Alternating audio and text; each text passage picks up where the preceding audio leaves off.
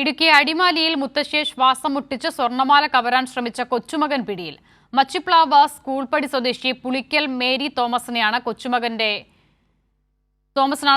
ക്രൂരത നേരിടേണ്ടി വന്നത്. ഉറങ്ങിക്കിടക്കുകയായിരുന്ന മേരിയെ തലയണ ഉപയോഗിച്ച് ശ്വാസം മുട്ടിക്കുകയും മാല കവരുകയുമായിരുന്നു.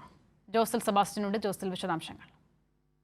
അസിത, കഴിഞ്ഞ ഞായറാഴ്ചയാണ് കേസിന് ആസ്പദമായ സംഭവം ഉണ്ടാകുന്നത്. മച്ചിപ്ലാവ് സ്കൂൾപ്പടി സ്വദേശി പുളിക്കൽ മേരി തോമസ് ഇളയ മകന്റെ വീട്ടിലാണ് താമസിച്ചിരുന്നത്. അവിടെ ഉറങ്ങുകയായിരുന്നു.